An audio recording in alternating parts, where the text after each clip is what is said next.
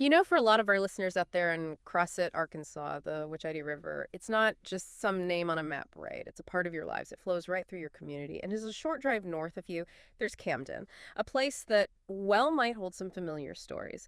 And today we're going to do a deep dive into a really significant moment in that shared history, a chapter of the Civil War that unfolded right there in your region, the Camden Expedition of 1864. That's right. And to really get a handle on what happened around Camden, we need to sort of zoom out a bit and look at the bigger picture first.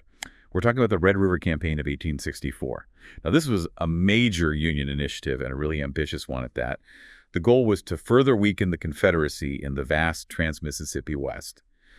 But there were also some economic factors at play here. Some folks in the North, they were already envisioning a kind of free labor cotton belt down in Texas, kind of looking ahead. And then on top of that, the Lincoln administration, they were keeping a very close eye on what the French were up to in Mexico. They saw a stronger Union presence near the Rio Grande as a way to discourage any funny business from Napoleon III. So there was a lot riding on this campaign. Okay, so this wasn't just one big Union push south then. It was a two-pronged strategy, if I remember correctly. One force going up the Red River itself and the other? Well, that's where the Camden Expedition comes in, right? Right in your neck of the woods. Exactly. So while General Banks, he was leading a force up the Red River from the Mississippi, the Camden Expedition was the other arm of this big pincer movement. Yeah. It originated from those Union bases in Little Rock and Fort Smith, and the goal was to meet up with Banks' forces in Shreveport. This expedition lasted about 40 days, covered roughly 275 miles through, as you say, your part of Arkansas. And there were some significant battles fought along the way, places you might recognize: Okolona, Elkins Ferry, the rather grimly named Poison Spring, Marks Mills, and finally, Jenkins Ferry. But despite all that movement, all those hard-fought battles, the Camden Expedition, ultimately, it didn't achieve its objectives. It ended in a Union retreat back to Little Rock. You know, it's fascinating because even before it even started, the Union commander in Arkansas, General Steele, he seems to have had serious doubts about launching this Camden Expedition at all. What was behind that reluctance? Well, Steele, he had some very real and I think understandable concerns based on what was happening on the ground. You got to remember, this is spring in Arkansas. Those roads could turn into absolute mud pits with just a little bit of rain. And their supply lines, they were already stretched pretty thin even before they set out. And then you had Confederate partisan activity in Arkansas, which was very significant, perhaps even more so than in the eastern parts of the Confederacy. So you can imagine the headaches he was dealing with. But despite all of these, I think, pretty valid misgivings, Steele was under direct orders from General Grant himself to advance toward Shreveport, and the route he had to take was via Arkadelphia and Washington. So this really highlights the strategic importance, that the top brass placed on this campaign, even if the guy on the ground, the local commander, had serious reservations about whether it could even be done. So as Steele and his men are moving through this part of Arkansas, who are the key Confederate leaders that they're going to be facing? You know who's in charge on the other side. Well, the top Confederate dog in the District of Arkansas at this time was Major General Sterling Price. And reporting to him were several important cavalry commanders. You got Brigadier General John S. Marmaduke. He was known for his pretty aggressive cavalry actions. Then there's James F. Hagan and Samuel B. Maxey. Initially, their forces, they were positioned strategically around Camden and Washington, ready to respond to any Union moves. And Price in particular, he was a seasoned commander. He had made quite a name for himself already in the Trans-Mississippi Theater. Okay, so Steele gets his orders and he finally gets the ball rolling. What are those initial movements? As the Union forces start marching out of Little Rock, heading, in your general direction. Yeah, right. So Steele's army, it numbered about 6,800 men, and they left Little Rock on March 23rd. They headed southwest towards Arkadelphia. Their first big obstacle, well, it was actually pretty easy to overcome: crossing the Wachita River at Rockport. Interestingly enough, though, even though the river was pretty shallow at that point, they still took the time to construct a pontoon bridge. That's a temporary floating bridge, just as a precaution against any sudden flash floods. This really speaks to the kind of unpredictable nature of waterways in that region, doesn't it? Anyway, they reached Arkadelphia around March 29th, and they camped there for a couple of days. They were waiting for Brigadier General Thayer's troops to join them. They were coming down from Fort Smith. Now, it's worth noting that even this early in the campaign, there were reports of Union troops foraging for supplies in the area around Arkadelphia. But the accounts that we have suggest that they generally paid local civilians for what they took. So that gives you a little glimpse, I think, into the early interactions between the Union Army and the people who were just trying to live their lives in the area. So how did the Confederate forces respond to this initial Union push? What are their first moves to try and counter Steele's advance? Well, General Price, as soon as he got wind of Steele's advance, he started deploying his cavalry to try and harass that Union column as it moved. He ordered Shelby to move towards Princeton and Camden to Tate's Bluff. Now, that's located where the Wichita and the Little Missouri Rivers meet, just north of Camden, so pretty close to where you are, actually. The plan was for Cavabel, who was joined by Greene's brigade meeting him there, to hit the front of the Union column while Shelby would try to attack their flanks and rear. Marmaduke's initial job was to just keep up the pressure on the Union forces until they reached the Little Missouri River. That's where he was supposed to try and stop them from crossing. Now, Price was still convinced that the main Union target was Washington, so he even directed Cavabel towards Antoine, which is further west. So the Confederates, they were actively trying to figure out what Steele was up to and disrupt his movements right from the get-go. It sounds like even in these early stages, as the Union forces are trying to make their way towards what they think is the path to Shreveport, there's already skirmishing, smaller clashes happening all over the place. Oh, absolutely. As Cabell tried to counter Steele's move towards Washington around April 1st, there was some pretty heavy skirmishing going on. That night, as Steele's army, they were camped near this little town of Hollywood, Marmaduke. He ordered Greene to move most of his brigade south of the Little Missouri River. And the next day, Cabell, he pulled his forces back to that area as well. Then on April 2nd, there was a significant and I think somewhat unexpected shift in the Union's direction. Confederate scouts reported that the Federals had suddenly veered off the main road, and now they were heading towards Elkin's Ferry on the Little Missouri River. They went through this town of Okolona. Now, this change in direction, it probably took the Confederate command by surprise, and it forced them to adjust their plans. And this change in the Union's path, that led to some even more immediate clashes as the Confederates were trying to react right. You bet it did. As the Union supply train, it moved towards Elkin's Ferry, the rear guard, which included a detachment of the 9th Wisconsin Infantry. They found themselves constantly skirmishing with Shelby's cavalry and some Confederate artillery near Hollywood. Brigadier General Rice, he had to move to the rear with reinforcements to try and stabilize the Union position. And after some back-and-forth fighting, the Confederates were finally pushed back. But the main focus now shifted to securing that crucial crossing of the Little Missouri River at Elkin's Ferry. Union Brigadier General Salomon, he ordered Colonel McLean to take his brigade on a rapid march. Their job was to scout out the ford and figure out how strong the Confederates were there. And this really shows you how much the Union understood the importance of these river crossings in this tough terrain. It wasn't easy to move an army through this part of the country. So let's talk about those battles for the key river crossings. Elkin's Ferry sounds like it was the first major point of contention after Steele changes his route, heading towards that Little Missouri River there in your part of the state. Yeah, Elkin's Ferry, it's on the Little Missouri River, and it really was a crucial spot for both sides. McLean's reconnaissance, well, that confirmed that the ford was shallow enough for the Union troops to cross. But he also saw that there were Confederate forces there guarding the crossing. Now, on the morning of April 3rd, skirmishing broke out as McLean. He ordered some of his troops, this included companies from the 36th Iowa and the 43rd Indiana Infantry Regiments, to cross the river and secure a bridgehead on the other side. They managed to push back those initial Confederate skirmishers that they ran into, but McLean knew that a bigger Confederate attack was probably coming. So he positioned his forces and his artillery very carefully to defend that crossing. Marmaduke's Confederate division, they were nearby, deployed along a ridge overlooking the ferry. Then, on the morning of April 4th, Cabell's brigade launched a full-on attack on the Union positions. Now, his aim here was probably twofold. First, he wanted to take some pressure off of Shelby's forces who were further north. And second, he wanted to directly stop that Union advance towards the Little Missouri. A fierce skirmish followed. It lasted about 2 hours. The Confederates, they even brought up artillery, and they managed to push back some of the Union pickets. But then, the 36th Iowa Infantry, they mounted a really well-coordinated defense, and they managed to turn back a Confederate attempt to flank their position. And then more Union reinforcements arrived, which I think convinced the Confederates that the main body of Steele's army was closing in. So they decided to call off the attack. Now, what's interesting is that despite how intense the fighting was, casualties on both sides at Elkin's Ferry, they were actually relatively light. After this engagement, Shelby's brigade, they rejoined Marmaduke's forces and they withdrew south. They headed towards a place called Prairie du Anne. And this is going to become another important location in this campaign. Prairie du Anne. And that's a name that pops up all the time in the accounts of this Camden expedition. For our listeners in the area, where exactly was Prairie du Chien and what made it so important geographically during this campaign? Well, Prairie du Chien was this well-known landmark in southwestern Arkansas. It was this big, relatively flat, open prairie, maybe 25 to 30 miles across.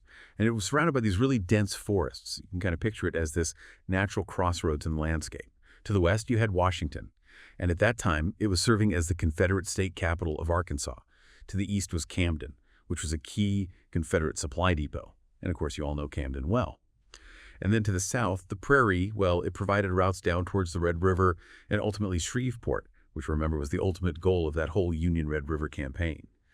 For soldiers on both sides, after days of marching through those thick woods and swampy bottomlands, I bet Prairie du Chien must have been a welcome sight.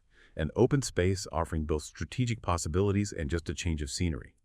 Now, Marmaduke, he understood how important this place was for protecting the approaches to Washington. So he put his forces on the southwestern edge of the prairie and just waited for reinforcements to arrive. It sounds like this is where things kind of slow down for a bit. Both the Union and the Confederates start to concentrate their strength around this strategically important location. Exactly. So on April 6th, Steele's Union forces, they got word that Brigadier General Thayer's column, which was marching south from Fort Smith, was getting close to Prairie du Chien. Steele decided to halt his advance and wait for Thayer to get there. They met up at a nearby farm. However, that evening, a really bad rainstorm hit the area. It caused a lot of flooding, washed out some key bridges. This really slowed down Thayer's progress. And it put even more strain on the Union supplies, which were already running low. By the time Thayer's division finally arrived on April 9th, his men were low on supplies as well. So Steele's decision to wait, well, it backfired, unfortunately. It made the Union's logistical problems even worse. At this point, the Union, they just didn't have enough supplies to realistically reach Shreveport. So Steele, he had to request a supply train from their base back in Little Rock. And this, of course, caused even more delays, and it gave the Confederates more time to regroup. But the good news for Steele was that Thayer's arrival did significantly boost his overall fighting strength. It brought his total force up to over 10,000 men. Now, on the Confederate side, Marmaduke's position on Prairie du Chien, that was being reinforced. Most notably, the Texas Cavalry, under Brigadier General Gano, part of Maxey's division, they arrived. So the Confederates are getting stronger, too. Then on April 7th, a big player arrives on the scene. General Sterling Price himself came to Prairie du Chien. He brought more brigades with him, and he took personal command of the Confederate forces in the field. Now, this move, I think, suggests that there was some growing concern within the Confederate high command about how effectively their forces were being led up to that point in countering the Union advance. It sounds like General Price was still under the impression that the Union's main goal was to take the Confederate capital at Washington. But Steele had something else in mind entirely, and this seems like a pretty big misunderstanding. Yeah, you're right. It was a really crucial miscalculation on Price's part. He was so sure that the Union was going to attack Washington, and so he concentrated most of his forces at Prairie du Chien. He was basically pulling them away from other places that might be vulnerable, like Camden. But Steele had already decided by April 7th that his main objective was to go east towards Camden. His reasoning was that Camden was known to have a lot of food and forage, things that his army desperately needed. So on April 10th, when Steele's forces started moving across Prairie du Chien, the Confederates were in position to block what they thought was going to be an attack on Washington. They had no clue what Steele was really up to. So the Battle of Prairie du Chien itself, when the Union finally moves across this open ground, what does that initial clash look like? Okay, so as the Union forces come out of the woods and onto this wide open expanse of Prairie du Chien, they're met by a pretty sizable force of Confederate cavalry. These Confederate troops were mainly positioned along this central ridge that ran across the prairie. It gave them a good view of the battlefield. They also had skirmishers out in the brush to harass those advancing Union lines. Now, the Union responded by deploying their infantry brigades. They were under Engelman, Rice, and McLean, and they brought their artillery up as well. Pretty soon an artillery duel started up between the two sides, and this exchange of fire, it went on all afternoon and into the evening. Now, it's interesting, even though they were mounted cavalry, the Confederate forces, they often dismounted to fight as infantry. Some of the soldiers held the horses back, out of the way. The fighting, it got more intense as the day went on. And into the night, Brigadier General Shelby's forces, they launched a couple of determined attacks, really trying to stop that Union advance across the prairie. There's this vivid account from a Confederate soldier who described that nighttime fighting. He talked about the constant flashes of muskets and artillery lighting up the darkness. The next day, April 11th, things were a little quieter. There was some skirmishing between the pickets and the occasional artillery fire. But then in the afternoon, the Union forces started to advance again. Now this movement, it convinced Shelby and Marmaduke to pull their forces back even further south. They went to a place called Prairie de Rohan. Price finally realized that the main Union force wasn't heading straight for Washington, so he pulled most of his remaining troops back to defend the approaches to the capital. He left just a small group to hold the Confederate trenches on the west side of Prairie du Chien. But the Union, they don't attack Washington, do they? They still have their eyes on Camden, further to the east, closer to where many of our listeners are. That's right, they did not. On April 12th, the main body of the Union Army, it advanced towards those Confederate trenches on the western edge of Prairie du Chien. The Confederates who were left there, they put up a little bit of resistance and then they slowly withdrew. As the Union troops occupied these trenches, they found all these elaborate rifle pits and breastworks. It was clear the Confederates had been preparing for a major defensive stand. Now, a detachment of Union cavalry, they did pursue those retreating Confederates down the road towards Washington. This probably reinforced Price's belief that Washington was the main target. But the main Union column, along with their crucial wagon train, remember they're carrying those dwindling supplies, they turned east, back across Prairie du Chien and heading straight for Camden. The Union cavalry, they eventually figured out what was going on and doubled back to join the main force. The Union vanguard, they camped that night on Terre Rouge Creek. But Brigadier General Thayer's troops, who were bringing up the rear of this long column, they didn't leave Prairie du Chien until the following day, April 13th. And it was on this day that General Price finally realized what the Union was really up to. Camden, not Washington, was their target. So he hurried back to Prairie du Chien with some of his forces to try to attack the Union column as it withdrew. Gano's Texas Brigade, Walker's Indian Brigade, and Dockery's Brigade, they all launched an attack on Thayer's troops as they were leaving the prairie that afternoon. Thayer, he was a smart guy. He deployed his men along the edge of the woods near this little village called Moscow. And after about 4 hours of pretty heavy fighting, the Confederates were pushed back. This little skirmish became known locally as the Battle of Moscow. After this tough rearguard action, Thayer and his troops marched all night to catch up with the main Union column, which was already on its way to Camden. So after all this maneuvering, these battles for river crossings, and then across this open prairie, Steele's army finally reaches Camden. A town that's familiar to a lot of our listeners. What's the situation like when they occupy the town on April 15th? Well, Steele's army, they were exhausted by this point, but they arrived and occupied Camden on April 15th. It had been a tough march, made even tougher by the fact that their supplies were incredibly low. As one account from the time puts it, this was probably the high point of the entire federal campaign. Kind of went downhill from there. Marmaduke's Confederate forces, they pulled back from the town, and General Price set up his headquarters just a short distance west of Camden. But this Union success was short-lived. Confederate General Edmund Kirby Smith, he was the overall commander of the Trans-Mississippi Department. Well, he showed up in the area shortly after, and he took stock of the situation. He realized that the Union advance had basically stalled out because they were having so much trouble getting supplies. And Kirby Smith, he planned to take advantage of this weakness. His goal was to disrupt those Union supply lines and force them to retreat. And despite capturing Camden, the Union's logistical problems just wouldn't go away. The Wichita River, the one that flows near Camden and through across it, it was at a very low level. It was too shallow to transport much in the way of supplies. This meant they had to send out these huge foraging expeditions into the surrounding countryside to try and find food for the troops and fodder for the animals. They did manage to capture a small Confederate steamer named Homer, and that provided them with some much-needed corn. But overall, the supply situation for the Union Army in Camden was looking pretty dire. And this increasingly desperate situation for the Union forces in Camden, that leads directly to the ambush and defeat at Poison Spring, doesn't it? Yes, it does. On April 17th, just 2 days after taking Camden, a large Union forage train, almost 200 wagons, left the town under the command of Colonel James M. Williams. Their mission was to head west and collect a large quantity of corn they'd located earlier. This forage train included a significant number of troops from the 1st Kansas Colored Infantry Regiment. And it's important to understand the unique and really charged status of this unit. They were made up of African-American men. Many of them were formerly enslaved, and their very presence as armed Union soldiers, it just infuriated many in the Confederacy. Confederate orders at the time, they explicitly stated that captured white officers leading black troops were to be executed, and no black prisoners were to be taken alive. Imagine facing that kind of threat. But despite those horrific orders, the 1st Kansas Colored, they had already proven themselves in combat.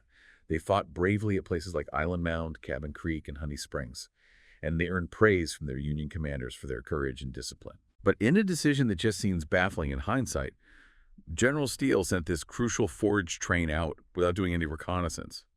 Nobody scouted the route ahead to look for potential ambushes. That lack of reconnaissance, it just seems like such a huge oversight, especially knowing that there were Confederate forces in the area. Yeah. So what happens at Poison Spring? Well, about 18 miles west of Camden, the Union forage train reached the area where that corn was stored. The wagons fanned out, the soldiers started gathering the supplies, and then they returned to camp near White Oak Creek for the night. The following morning, April 18th, as that long train made its way back towards Camden, they were ambushed. And it was a brutal, well-executed ambush. Confederate pickets had spotted the movement of this huge Union train, and Confederate Major General Marmaduke, with a combined force of his own and Brigadier General Cabell's cavalry brigades, they moved fast to intercept it. General Price also ordered Brigadier General Maxey's division to reinforce Marmaduke. The ambush happened at Lee's plantation near a place called Poison Spring. The Confederate forces, they were under Marmaduke, Maxey, Colonel Crawford, and Brigadier General Cabell, and they deployed their troops really effectively. They even positioned their heavy artillery to pour fire into those exposed Union lines. Then Maxey's forces, they launched a surprise attack on the Union right flank. And despite putting up a fierce resistance, including the incredibly brave men of the 1st Kansas Colored, the Union lines, they eventually broke under the weight of all those Confederate troops and the shock of that sudden attack. The Union, they suffered heavy losses at Poison Spring, and the 1st Kansas Colored Regiment, they paid a particularly terrible price. They had almost 42% casualties. And there are numerous Union accounts from survivors that talk about how wounded black soldiers were just shot where they lay by the Confederates. No mercy. It's a really stark and horrifying contrast to the very, very few black prisoners that the Confederates reported capturing. This victory at Poison Spring, it was a major blow to the Union. The Confederates captured a lot of wagons, they got much-needed artillery, it made Steele's supply situation even worse, and it was a huge morale boost for the Confederate forces in the region.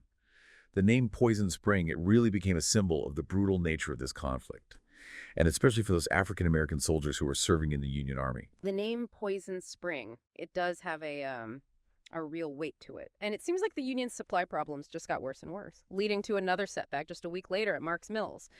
Yeah, you're right. Steele's logistical situation in Camden, it became even more dire after that disaster at Poison Spring. On April 25th, he was desperate for supplies. So he sent another large wagon train north towards Pine Bluff. This one was under the command of Lieutenant Colonel Drake. This train, it wasn't just military escort. It also had a bunch of furloughed Union soldiers, civilian teamsters, and others who were just traveling with the supply wagons. Confederate Brigadier General James F. Fagan, he moved quickly with his cavalry force to try and cut off this vital supply line. And he ambushed the train at a place called Mark's Mills. Now, the initial Confederate attack, it was a little bit uncoordinated, but the Union forces under Drake, they put up a really strong defense. However, once Brigadier General Shelby arrived with his Confederate forces, the Union troops were just overwhelmed. Again, the Union suffered heavy losses. A lot of soldiers and civilians were captured.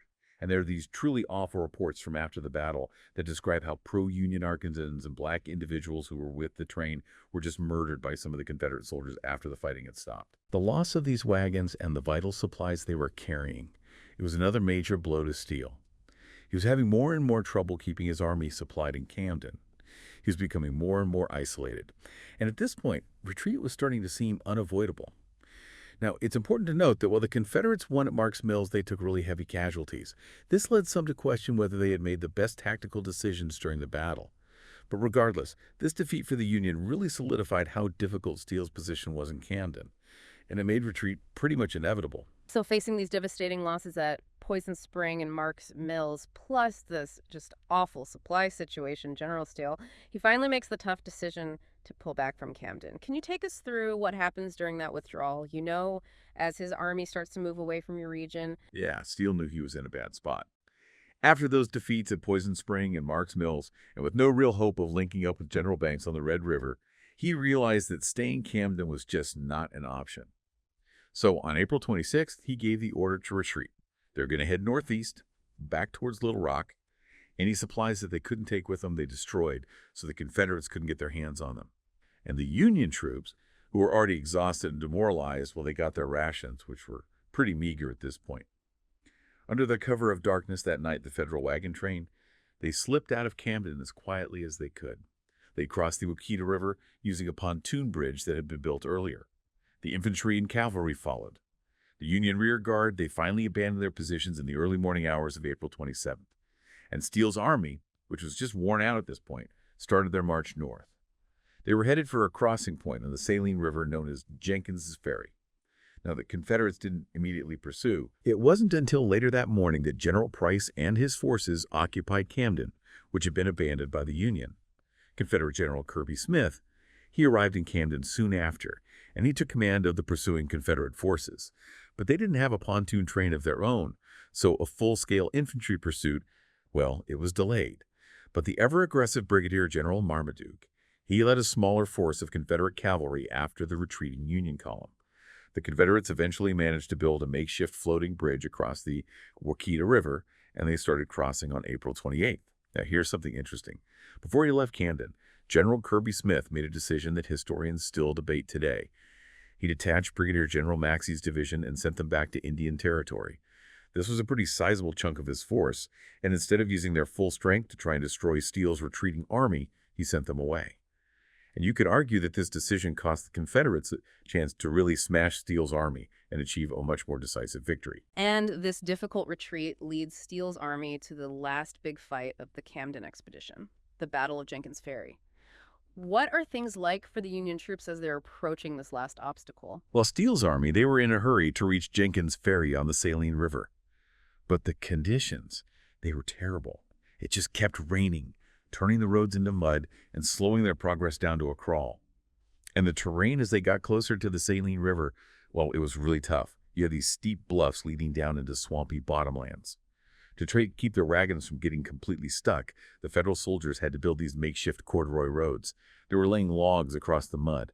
It must have been back-breaking work. When they finally got to Jenkins Ferry on the banks of the Saline River, they found the river was swollen and really dangerous because of all the rain. It was going to be a tough crossing. They deployed a pontoon bridge, and the wagon train started the slow process of crossing that treacherous river. But the Union rear guard had been in contact with the Confederate cavalry since the afternoon of April 29th.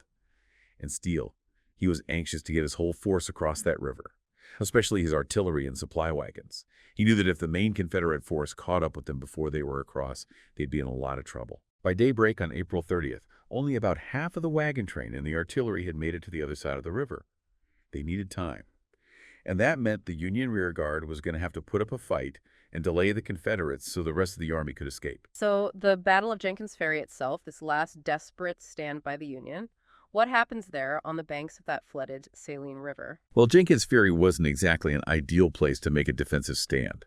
It was swampy, there wasn't much room to maneuver, which limited the Union's ability to effectively use their troops and artillery. But they didn't have much choice.